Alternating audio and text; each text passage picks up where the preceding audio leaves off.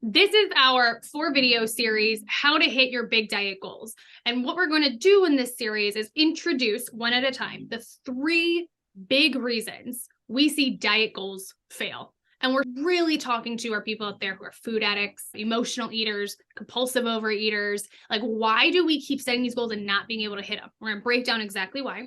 And then the last video in this series, we're going to introduce exactly what you can do instead to hit these goals. It is a incredibly easy to learn tool that Hannah and I use literally every day. It's what changed our lives and got us out of our own eating disorders, frankly. So make sure you watch to the end of the series because this is going to change your life. It's going to change your relationship with food.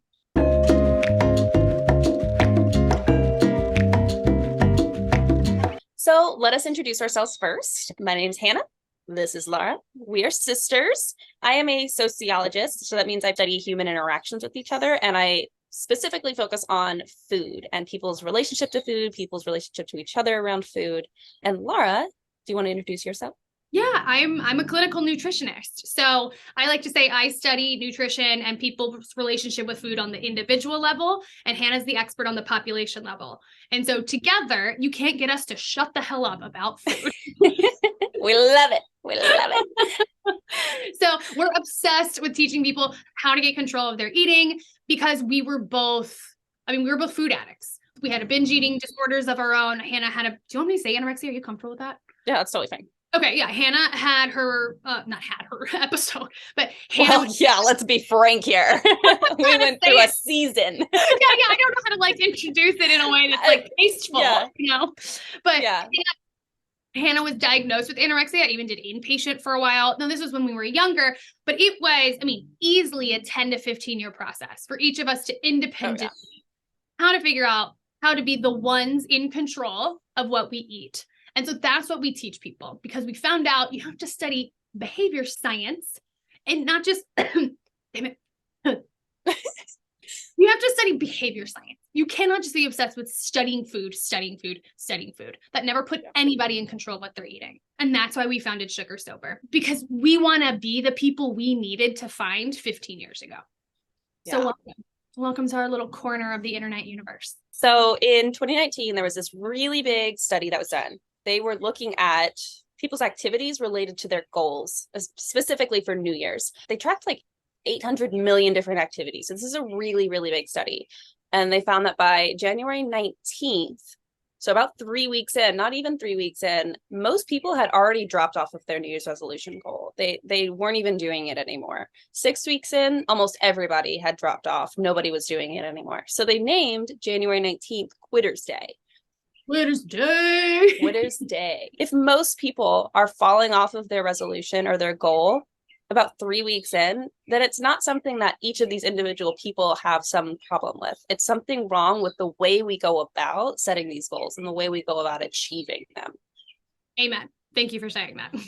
We're talking big goals. I want to take on intermittent fasting. I want to be that girl in the that girl trend on Instagram, TikTok, and Pinterest. I want to go keto. I want to lose 25, 50 pounds.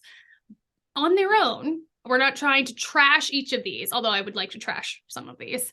But what we're talking about is, fine, set a big goal. We're not trying to crush anyone's dreams here. But why in the hell are over 80% of people failing 19 days in? Why is there a National Quitters Day? And that's what we're going to break down in this series. And we're going to get into the number one reason why this is happening in this video. So there's this it's like the perfectionist fantasy, as it's called, right? I am going to wake up tomorrow morning and I'm going to be a different person. I'm going to be this perfect person. I'm going to wake up at sunrise. I'm going to go do my yoga. I'm going to make my green juice and wear my fluffy little pajamas. Yeah. I'm going to, wear my little silk bonnet. I'm going to do everything perfectly. And that's just the way my life is going to go from here on out, starting tomorrow. Everything starts Monday. Yeah. Everything starts Monday. New people are created on Mondays. I think the keto one is a huge example.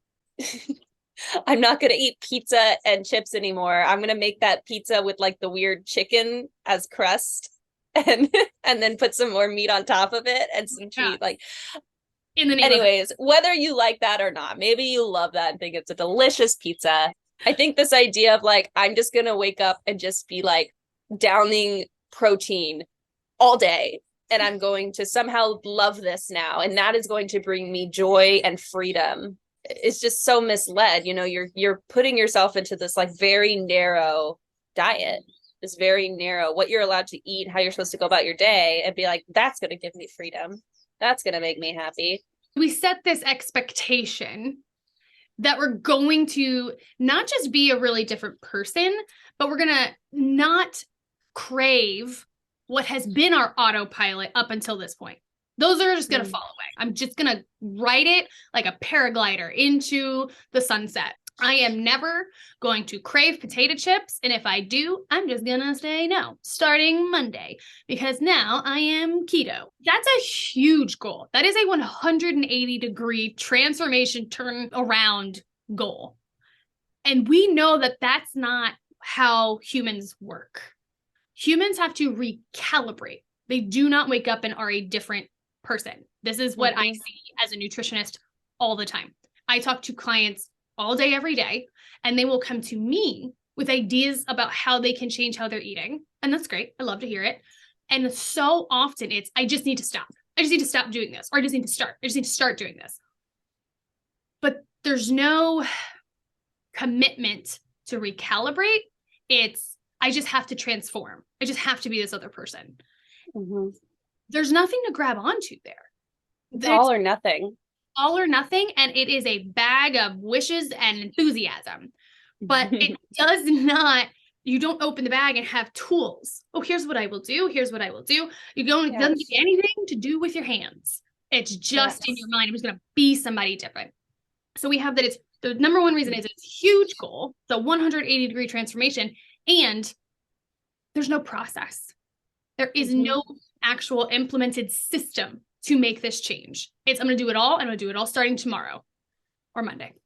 Yeah. Going from A to Z, skip all the letters in between. There's no extra steps. Just go big, go home. And it doesn't work, especially when it comes to diet, because we have to eat every day. Like, and you get these patterns, you get these habits, you get preferences, you get cravings. Like, those things are going to come up. And if you don't have any clear process, you're going to find yourself eating those potato chips and you're going to feel like you're the failure, when really that's not what it is at all. You just didn't create the system for yourself, and you dove into the deep end without even dipping your toes in the shallow.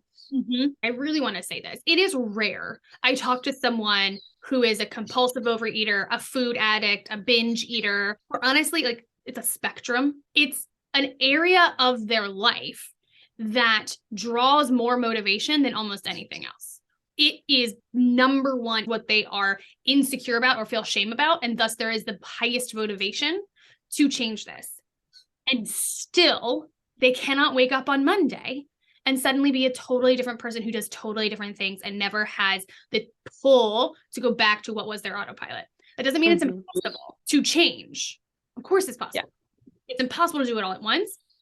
And it's impossible to rely on just desire to take you there all in one leap. I want having the motivation willpower counts, but it's not the tool. It's not the leverage. And just because it's not working doesn't mean you don't have enough willpower motivation. That's like a cultural lie that we're told all the time. What we know is you just can't fly on hopes and dreams. It's like you're in the dark without a flashlight that works. You're like, I don't know, but there's an exit somewhere and I'm going to find it. But I'm just going to keep like bumping my head into a million things and then be like, oh, I'm such an idiot. Like, no, you can't fucking see. Like, and just to be very clear, having a system is not finding a fitness guru, influencer, whatever, and then being like, just eat what I eat. Just do what I do. That's not a system. Trying to be like someone else is like trying to wake up tomorrow morning and be a completely different person. There's no system. You're just trying to imitate something else. It's not created for who you are, what you like to do, the schedule of your day-to-day life. You know, like there's so many nuances to when it comes to diet, body, movement, that the whole just do what I do is not a fucking system. You're setting yourself up for failure. There are real systems that you can be doing, and that's what we focus on and what we teach. And that just, it grinds my gears. But it's also in like even more of the clinical space. Nutritionists or doctors prescribing just the exact same solution over and over again without any context or consideration for how different one client or patient is from another. We need actual mechanics and systems to make that difference, to make those changes. There is a system to do that. Like, that's what we're excited to. There is a system to do that. I see it all the time with my women who want to lose weight. They will come to me and say, I can't stop eating my kids' food. I can't stop. I just can't give up putting butter on toast every morning. I'm having a hard time not going and having chocolate. Everyone's like, I can't stop eating chocolate throughout the day. So do you think I should do this 900 calorie a day shred diet? So you think I should go ahead and sign up for this vegan smoothie juice cleanse? If you can't avoid the cookies today, what's going to make you better equipped to avoid them in 3 days when you've only had 900 calories for 3 and you're hungry? This didn't solve the problem. We did not engineer unique custom solutions to the issues you're actually facing. There's no troubleshooting. This is, I'm going to 180 degrees be a different person because I really want it. I'm not mocking the goal. If you want to get healthy, you want to get control of your eating, I am obsessed with that. Like, that's what I do. And yet, this ain't it. This is not the tool. That's not the process. There's no process there. There's no process there. It's sold as a diet, but it is not a behavior change process. It is focused on the food, cut this out, put this in. It does not give any instruction on how to control your behaviors. And that's the difference. That's the number one reason that we see so many diet, body, fitness goals fail. The next 2 videos, we're going to be getting into the next top 2 reasons. And then we're going to come around, close it all up with what do you actually do, right? We're not just going to harp on all the reasons that goals fail. We're going to actually give you the system, the way to approach this, to have a clear process for achieving them in a way that fits you, who you are, what your life is like. Because that's what it's all about, is making it customized to yourself. But before you just kind of skip ahead and start watching all of these, because I know you're probably a little bit of an overachiever here, take a minute and pause and just reflect on what we've been talking about today. How do you see the themes that we've been talking about today showing up in your own experiences, in your current or your previous goal that you have had? We'll learn something new. And as we're learning it, we're kind of like thinking in our head, oh yeah, like I know I've done that before. But you don't do like the really deep reflection process. And that's really where change happens. That's a big part of our own system here at Sugar Sober, of you have to get really clear on why you're doing what you're doing. So actually get out a pen and paper. Like, we know you're sitting here scrolling YouTube. You have a couple seconds, write this down. One of my favorite prompts to kind of mull over on this is, in your big goal, if and when you can't do the thing that is the assignment, whether it is intermittent fast for that day or go to the CrossFit class for that day, when you can't do it, what does that program provide for you as the alternative, as the solution, as the next step, as the action to take? And if the answer is like, feel real bad about it and do better tomorrow, that's not a solution. That is not an actual implementable exercise. So that's a gap, because it's going to happen. Sometimes you're not going to be able to do it, especially if your goal is this massive, ambitious life change. So that's one of my favorite things to mull over is, what does it offer you? If the answer is nothing, then you've got to watch to the end of this series. So go ahead and click part 2 of this series and see if what we talk about in the next video is also a big reason that you are hitting a wall in the goals that you are setting for yourself. That's right. Awareness is the first step toward change. All